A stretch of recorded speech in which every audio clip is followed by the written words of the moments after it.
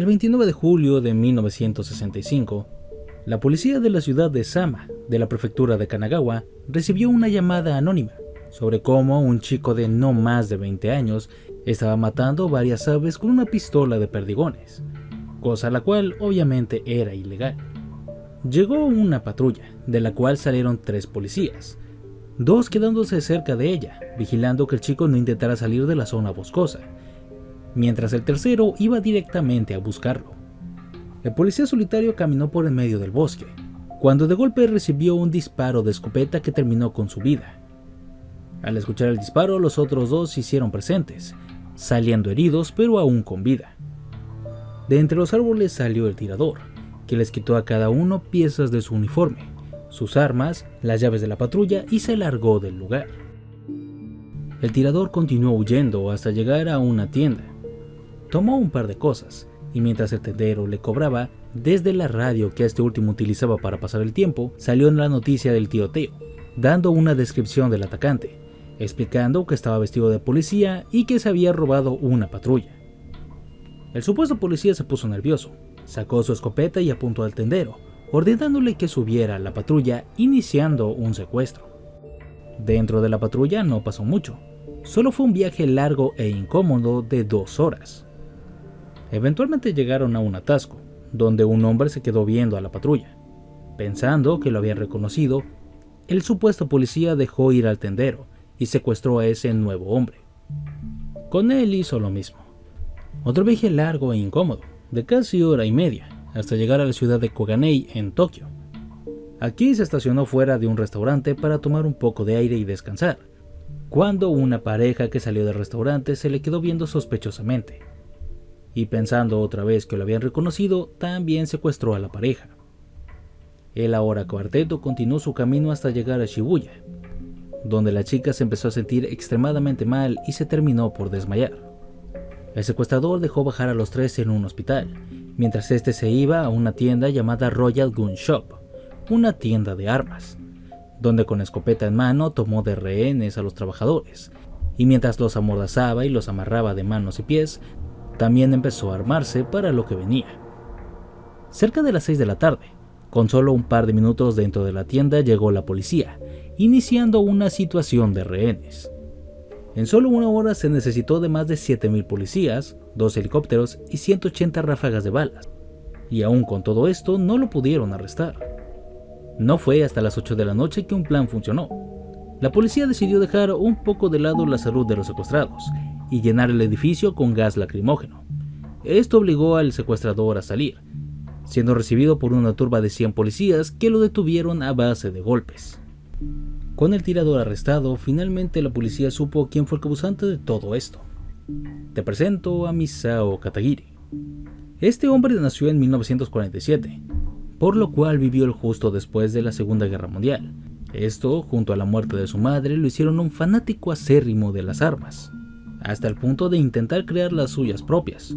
Esto a base de pedazos de metal y madera, que según él sí podían disparar, pero que nunca pudo comprobarlo. A sus 18 años tramitó su licencia de caza con escopeta y su licencia de portación de armas. Por su lado, su hermana le regaló su primera escopeta legal, teniendo ahora en su poder la única arma que iba a poder utilizar. El tema de las armas en Japón es complicado en el buen sentido. Únicamente puedes tramitar armas si ya tienes tramitada tu licencia de caza. Además, son muy pocas las armas que un japonés legalmente puede portar. Solo podías tramitar un tipo específico de escopeta la cual Misao ya tenía. Sí, también estaban los rifles de cerrojo, pero para poder portarlos necesitas una licencia de caza y de armas con mínimo 10 años de antigüedad. También estaban los rifles de aire comprimido, pero por obvias razones no le llamaban la atención. Pasó por algunas ideas para conseguir más armas. La primera fue enlistarse a las fuerzas de autodefensa, pero al estar llenas no lo dejaron entrar. Otra fue visitar a algunos familiares en Brasil, para así comprar varias armas y meterlas ilegalmente a Japón. Pero desechó esas ideas después de leer el libro Asashi no Kisetsu, robando de él una muy buena idea: robarle el arma a un policía. Él tenía un, entre comillas, plan, pero este era bastante endeble. Primero llamaría a la estación de policía inventándose un crimen. Entonces llegaría un único policía. Cuando éste estuviera distraído, le dispararía y lo mataría. Le quitaría su arma, dispararía un par de rondas, escondería el cuerpo y huiría a otra prefectura. Todo el plan se echó a perder cuando llegaron 3 policías, y desde ese punto empezó a improvisar, tomando decisiones cada vez peores hasta llegar a la situación de rehenes. Ya en la comisaría aceptó que había hecho cosas horribles, había puesto en peligro demasiadas vidas y había arruinado varias otras solo por un deseo egoísta, confesándolo todo y aceptando lo que hizo, diciendo que no le importaba cuál fuera la condena que le dieran, la aceptaría sin decir nada. Su juicio terminó el 12 de abril de 1967, siendo condenado a pena de muerte, y como lo prometió, jamás impugnó o intentó cambiar su sentencia, que se cumplió el 21 de abril de 1972.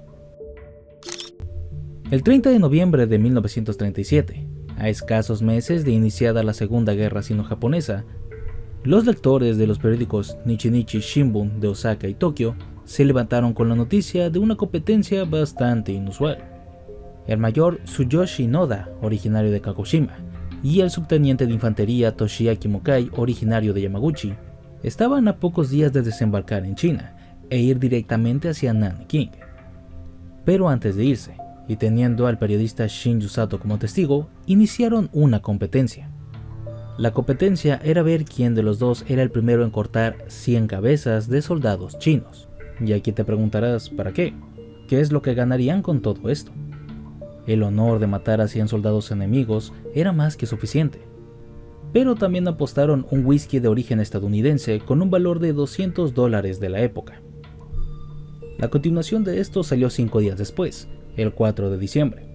El dúo llegó a Danyang, donde Toshiaki tomó la delantera con 86 cabezas, y Toshiaki quedando por detrás con 65. Casi 2 semanas después, el 15 de diciembre, salió la siguiente continuación, donde ambos habían llegado ya a Nanking, y el concurso aparentemente ya había terminado. Tsuyoshi logró cortar 105 cabezas, pero Toshiaki logró remontar, ganándole por una cabeza, ganando con 106. El problema es que este era un concurso de cantidad, no de tiempo, y realmente ninguno de los dos se dio cuenta del tiempo, y no sabían quién lo había hecho primero. Sin ganador claro, decidieron cambiar la competencia. Cerca del mausoleo de Sun Yat-sen, teniendo de nuevo a Shinju Sato como testigo, cambiaron el objetivo, ahora siendo 150 cabezas.